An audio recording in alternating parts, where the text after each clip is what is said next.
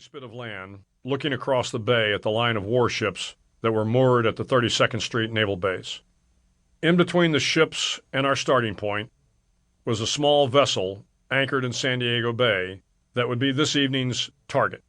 Our training class had spent the last several months learning to dive the basic scuba and the more advanced, bubbleless Emerson closed-circuit diving rig. Tonight was the culmination of dive phase, the most technically difficult part of basic SEAL training. Our objective was to swim the 2,000 meters underwater from the starting point across the bay to the anchored vessel. Once underneath the ship, we were to place our practice limpet mine on the keel and then, without being detected, return to the beach. The Emerson diving apparatus was morbidly referred to as the death rig.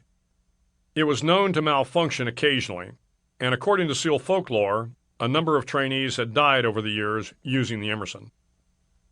At night, the visibility in San Diego Bay was so bad that you couldn't see your hand in front of your face. All you had was a small green chemical light to illuminate your underwater compass. To make matters worse, the fog was rolling in. The haze hung low over the bay, making it difficult to take an initial compass bearing on our target. If you missed the target, you would find yourself in the shipping channel, never a good place to be when a Navy destroyer was pulling into port. The SEAL instructors paced back and forth in front of the 25 pairs of divers preparing for the night's dive. The instructors seemed as nervous as we were. They knew that this training event had the highest potential for someone to get hurt or die.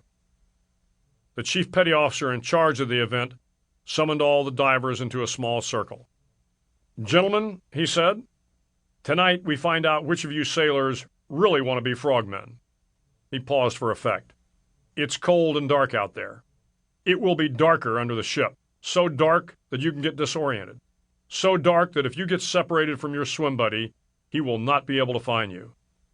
The fog was now closing in around us, and the mist encircled even the spit of land on which we stood.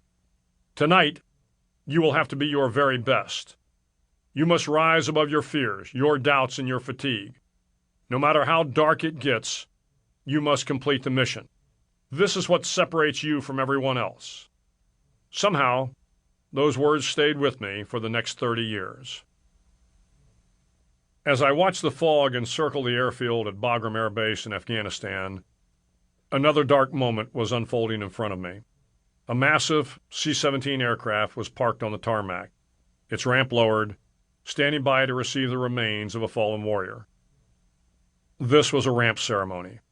It was one of the most solemn and yet unquestionably inspiring aspects of the wars in Iraq and Afghanistan.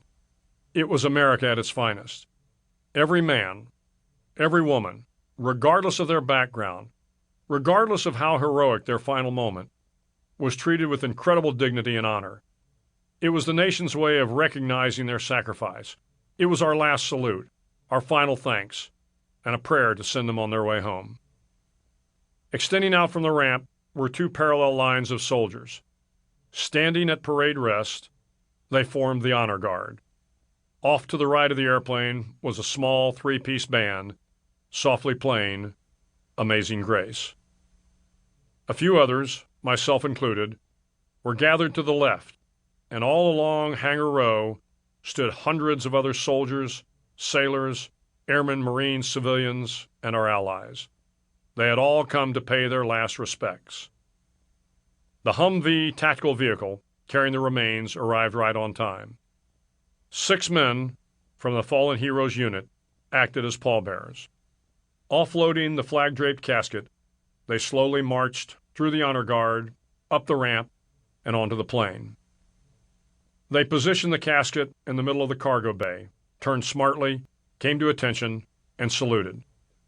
At the head of the casket, the pastor bowed his head and read from Isaiah 6:8.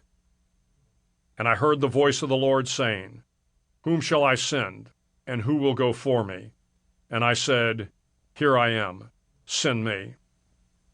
As taps was played, tears rolled down the soldiers' eyes.